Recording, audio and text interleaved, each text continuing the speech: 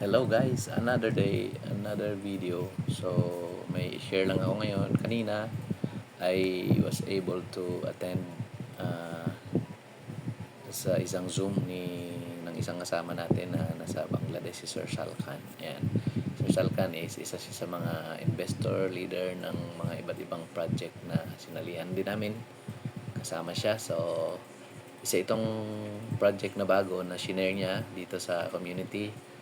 At yun nga, nagpa-Zoom siya kanina at nagbigay siya ng promo para sa mga participants. So, kapag umattend ka ng Zoom doon kanina sa kanyang shinare, ay magkakaroon ka ng chance na mapili at manalo doon sa mga participants at bibigyan na ng reward na $5. Ayan, or 5 USDT. So, kanina nanalo ako. Ayan, oh. Ito yung conversation namin. Hi, Sir Sal. Here's my wallet. Ayan. Just won the spin from the Zoom today. So, may username. Binigay ko yung username. Sabi niya, congrats, Jesse, and send me your wallet address. So, sinend ko yung wallet address ko. And then, boom. Ayan. So, sinend niya yung 5 USDT. Okay. So, ngayon, ito. Meron tayong dito, i-share. Kung proof, no, na pakita natin na talagang sinend niya sa akin yung 5 USDT. Ayan. So, dito sa aking wallet sa Nivex, dito ko pinasend yung 5 USDT na yun. I-check natin sa asset. So, dito sa spot. So, meron akong iba't ibang asset dito. Merong PUSD, USDT, POP. Yan. So, maraming mga cryptocurrency dito na nakapaloob. Pero yung iba, wala pang wala pang laman sa asset. So, dito yung USDT. Ayan. Nakita natin dito, meron ditong laman na 5 USDT. Ito na yung galing kay Salkan kanina. Ayan. Completed yung USDT na transfer niya. Ayan, o, may petsa dyan ng date. December 8, 2025, 10:51:57. So, kaninang umaga. So, ngayon, kung i-view mo yung details niyan, ito yung lalabas ng transaction doon sa blockchain.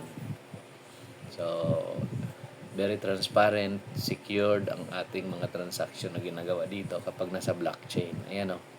So, yung $5 USDT na sinend niya, ito yung kanyang transaction. Ayan, o. Transfer 5 USDT dito sa Binance Chain.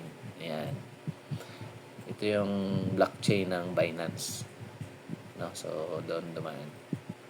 Okay, so balik tayo. Ayan. So, kung babalik tayo, ayan, nakita nyo na kung paano ako natanggap yung kanyang binigay na $5. Okay, so pwede ko nang withdrawin yan kung gusto ko. Pero syempre, nasa wallet lang yan, ipunin natin yan para magamit natin sa ibang project natin. So, meron akong 1,141 total of asset dollars. At ito ay inantay ko lang na mag-okay na yung exchange sa PUSD para makapag-participate tayo sa ibang mga projects din na mga bago na magaganda dito sa crypto. Ayan, so yan guys, nakita natin nung sinend sa akin yung 5 USD.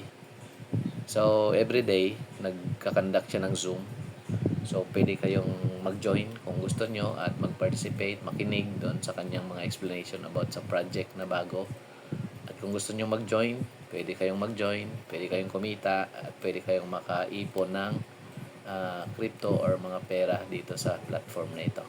So, kaya ako, lagi akong nagpa-participate sa mga ganitong dahil alam ko na ang technology ngayon ay hindi tumitigil. So, patuloy ang innovation, nag-enhance at nire-develop lalo yung mga project na pwede tayong mag-participate, no? So, hindi mo na kailangang magtayo ng mga kung ano-anong company na marami ding mangyayari, na pwedeng mangyari. Maraming risk, no? So, dito, aralin mo lang, tingnan mo kung ano yung meron dito sa mga program na to, and then i-calculate mo yung tinatawag na risk, no?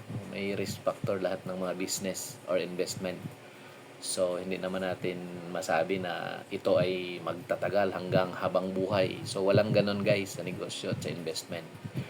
Hindi natin pwedeng sabihin yon sa tao na ito ang totoong project, ito ang malaking kita na maglalast hanggang tayo ay nabubuhay. Wala pong ganon dito sa mundo.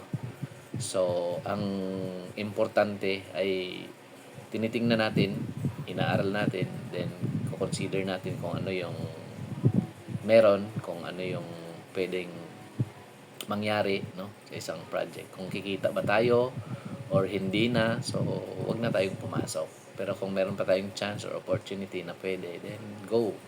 So, ganun lang guys ang pwede natin gawin. So, dito sa mundo ng crypto, napakaraming opportunity ngayon guys. Dahil mismong ang mundo ngayon ay nagkakaroon ng transformation sa tinatawag na financial currency na reset na tinatawag, no? So nagkakaroon ng reset. Kumbaga yung pera na traditional like dollar ay unti-unting nagsi-switch sila dito, nagsi-shift sila dito ngayon sa cryptocurrency. Kung mapansin natin sa mga hindi masyadong aral, ito bigyan ko lang ng konting idea. So way back mga 2019 na daanan ko na itong tinatawag na mga crypto na to. At ito nga, itong isa sa mga monitoring or isa sa legit na pwede nating pagbabasihan kung ano ang nangyari sa mundo ng crypto ngayon ay itong tinatawag na coin market cap. Ayan.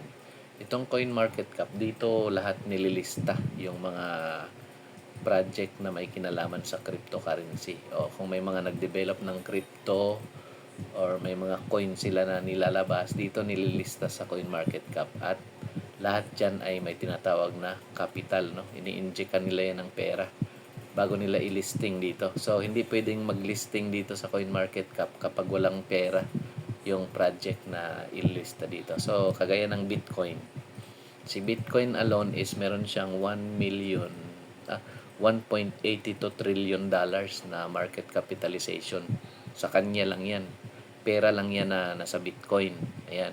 Ganyan kalaki yung perang ininvest na ng mga tao sa Bitcoin. So maraming mga, hindi naman marami actually. So mangilan-ilan pa lang yung mga taong naka-hold ng Bitcoin. Kasi ang isang Bitcoin ngayon is nasa $91,587. Ayan, live po yan, oh. Live po yung figure na nakikita natin na nagkakaroon siya ng volatility sa kanyang price. Tumataas, bumababa. So, dahil may mga taong nagba-buy and sell, nagtitrade, so ganun siya ka-volatile ngayon. So, ang total na ngayon ng market cap ay 3.11 trillion dollars na. Ibig sabihin, ang mga pera na nandoon sa dollars ay nailipat na dito sa cryptocurrency. Ganyan na 3 trillion dollars.